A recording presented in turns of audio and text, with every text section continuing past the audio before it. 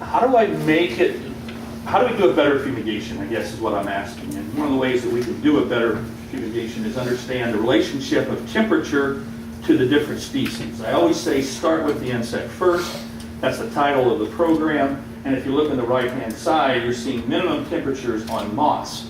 When your grain or when your product warms up in the springtime to those temperatures, then these insects start on day one going, and the clock runs on egg, larva, pupa, and adult. Temperature is so important in a cold-blooded animal. You have to be able to understand the relationship to temperature, and as a warm-blooded animal, it's sometimes hard to understand. How about granary weevil? If you've got grain on piles on the ground right now, and the ground temperatures are in the 50s, you're probably going to get activity at the bottom of those piles for the granary weevil. Cold-blooded insects don't have jackets to put on and gloves and hand warmers. They have to adjust their body. And this time of year, they almost put an antifreeze, like a glycol material in there, so they can live under a piece of bark on a tree through weather just like this and emerge in the springtime. So we have to be able to understand that these animals will go through these different phases of protection and diapause like a bear or hibernation. Whereas a warm-blooded animal, I can kill with these type of gases with about 1/30th of the dosage rate as it takes to kill an insect. So it takes 30 times more gas to kill a cold-blooded insect like a red flower beetle than a mammal that breathes 100, 150 times per minute and its heart's beating constantly.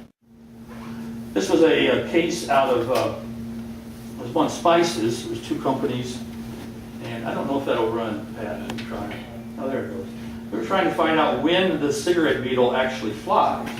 The guy said, hey, my warehouse is 68 degrees. And I said, okay, it's 68 degrees. Let's take a look at where the beetles actually fly. And we were looking over here. We got flight at 71.5.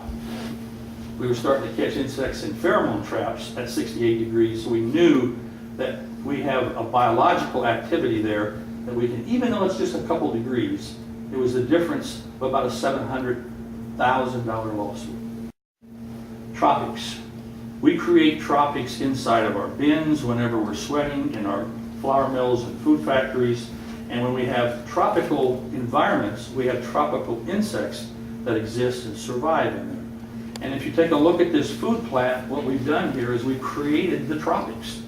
It's a wet floor, it's washed down on a regular basis, it's above 90 degrees, and all we've done at that point. Now, next to this room, there is a room that's refrigerated in the 70 to 80 degree range, and what I asked them to do is, can we refrigerate this room to take it out of the tropic temperatures? It's expensive, but it works. So controlling temperatures will control insects. And you in the grain industry know that that's what you watch. You watch your temperatures with your cables on a regular basis.